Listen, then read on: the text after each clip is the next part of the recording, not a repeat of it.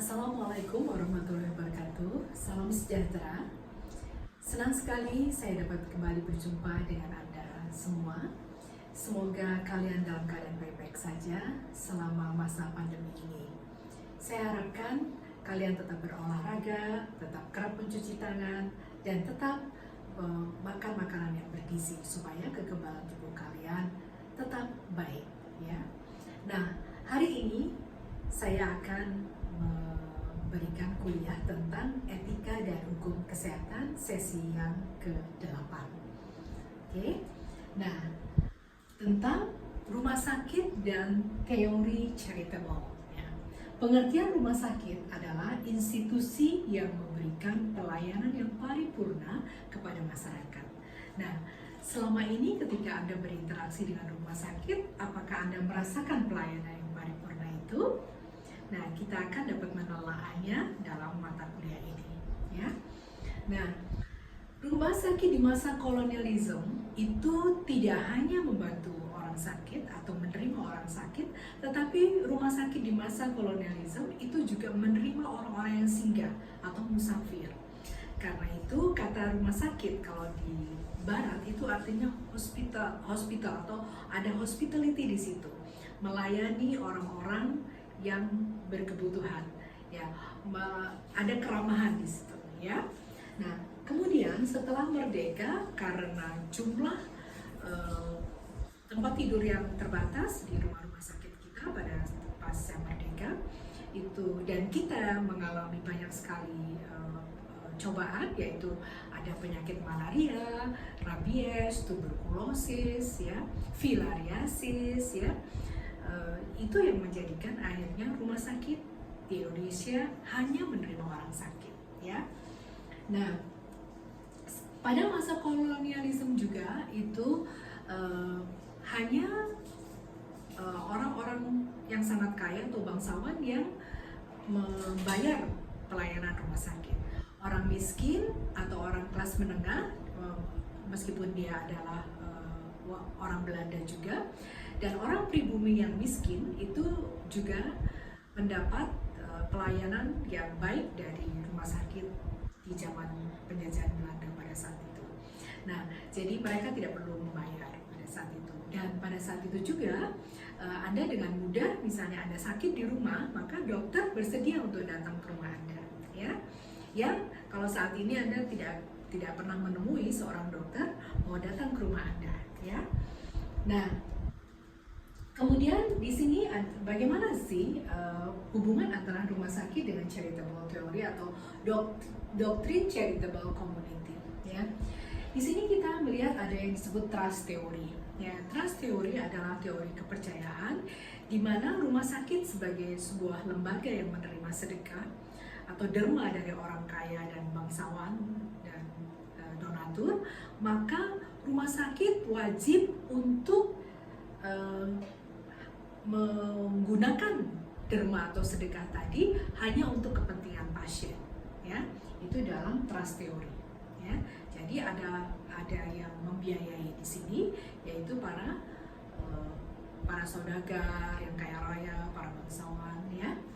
Nah, kemudian yang kedua adalah implied waiver, atau ketika rumah sakit memberikan derma atau sedekah pada seseorang, pada pasien, ya, dan pasien tidak membayar 1 sen pun untuk pelayanan kesehatan yang diberikan rumah sakit, maka dalam teori implied waiver itu pasien itu tidak berhak lagi untuk menuntut rumah sakit jika ada kesalahan dokter, perawat, atau pekerja rumah sakit lainnya, ya.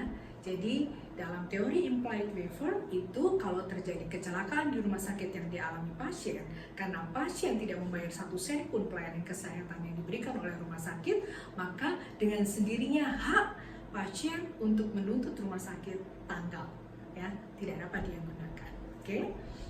Nah, berikutnya adalah responden superior. Dalam teori responden superior dikatakan rumah sakit sebagai majikan atau atasan, maka dia wajib untuk bertanggung jawab kalau bawahannya ya, atau pekerjanya, baik itu dokter, perawat, atau para medis lainnya, atau petugas kesehatan lainnya di rumah sakit yang melakukan hal yang salah atau terjadi sesuatu yang salah yang mereka lakukan, maka rumah sakit wajib bertanggung jawab, ya.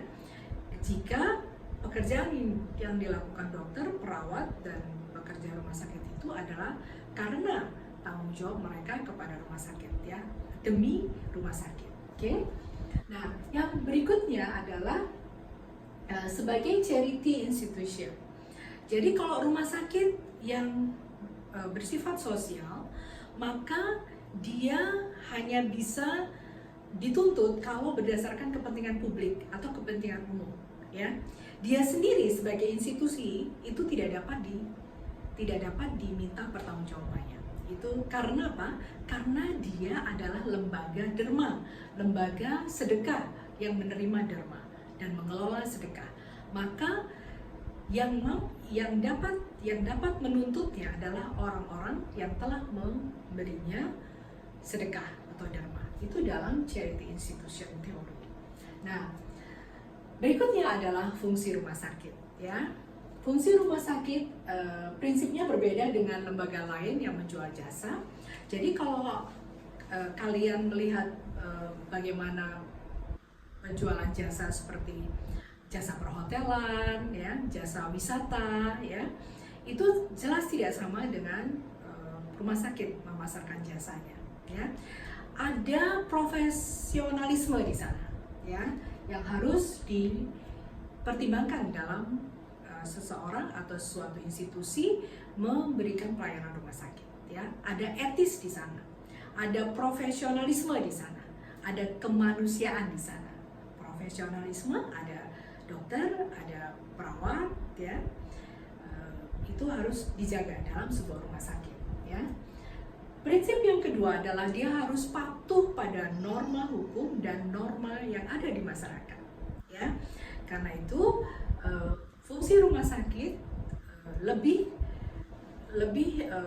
untuk melayani masyarakat yang secara yang tadi diharapkan secara paripurna tadi.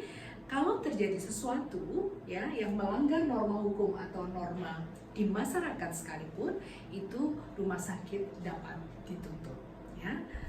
Nah, berikutnya adalah rumah sakit berdasarkan mutu pelayanan, ya. Kalau dalam berdasarkan mutu pelayanan, Anda dapat melihat rumah sakit kelas D, C, B, dan A, ya.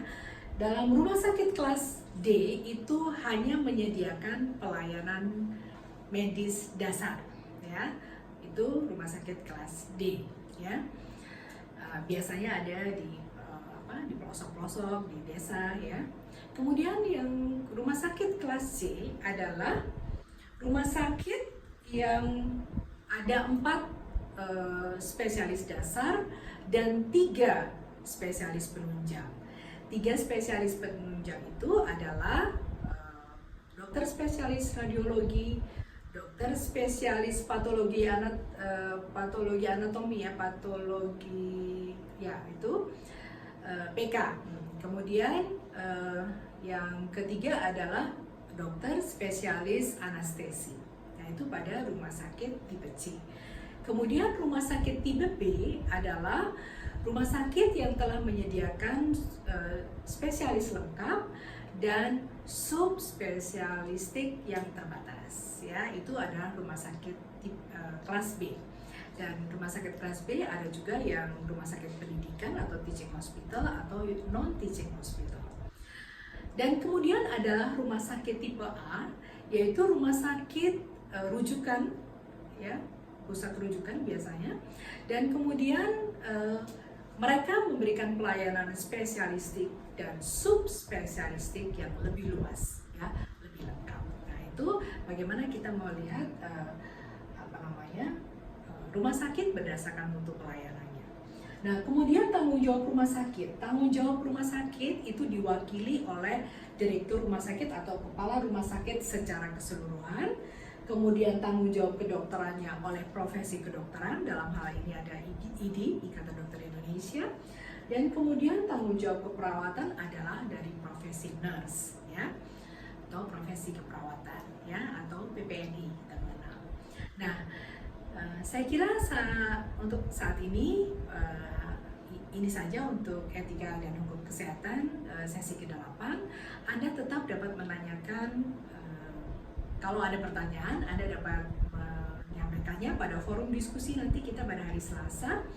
Dan kemudian kalau ada pertanyaan setelah forum diskusi real time, maka Anda dapat melalui WhatsApp atau email. Saya akan berusaha menjawab dengan sempurna sesuai sampai Anda memahaminya.